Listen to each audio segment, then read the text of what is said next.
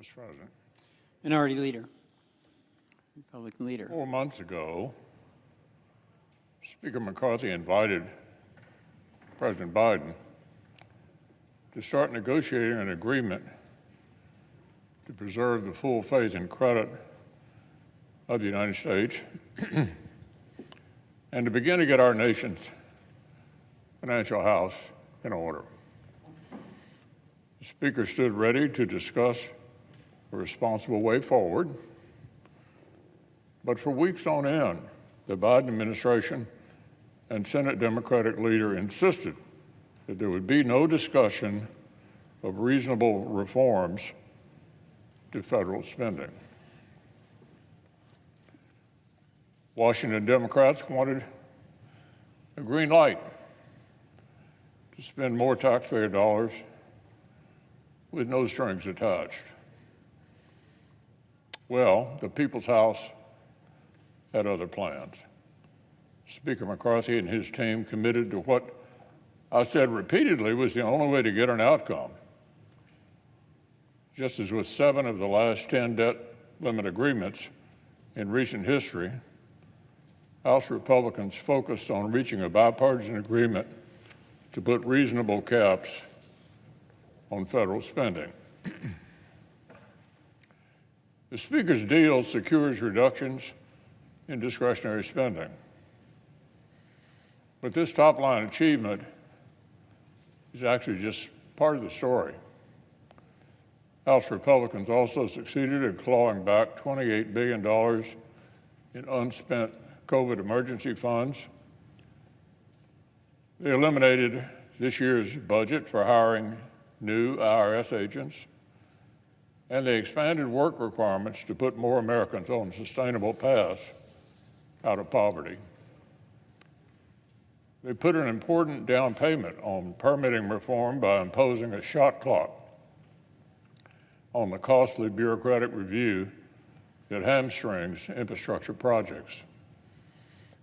And they forced the executive branch to start balancing the cost of new regulations with corresponding cuts, a move that would have saved taxpayers $1.5 trillion in just the past 2 years.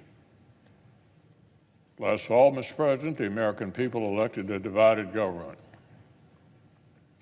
After 2 years of total Democratic control, 2 years of radical spending and runaway inflation, they decided to send a Republican majority to the People's House. They decided to require that President Biden and Washington Democrats start working with Republicans on the biggest issues facing our country. Now, divided government means negotiated deals. It means nobody gets everything they want. But in this case, it means the American people got a whole lot more progress toward fiscal sanity than Washington Democrats wanted to give them. Speaker McCarthy and House Republicans deserve our thanks. This spring, they passed the only viable legislation that both preserved our nation's full faith and credit and made real progress toward getting federal spending under control. House Republicans' unity forced President Biden to do his job. It's really just that simple. And now Congress will vote on legislation that locks in that important progress.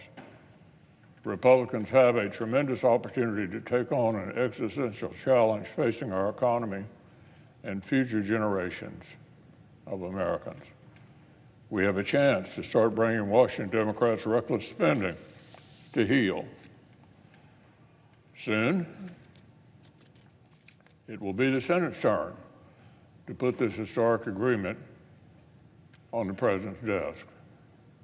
Let's not pass up our shot. Now, on an entirely different matter,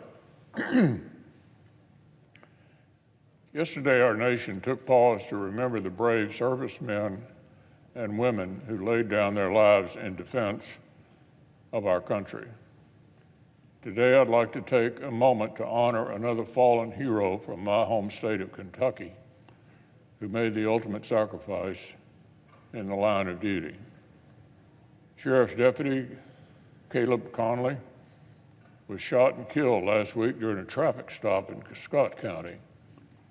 Deputy Conley served 8 years in the U.S. Army before coming home to join law enforcement in Kentucky. He was a hard worker, a man of profound faith, and his dedication to protecting and serving his community was known all across the Commonwealth. Elaine and I continue to hold his wife, Rachel, their young children, his parents, and the entire Scott County Sheriff's Office in our prayers.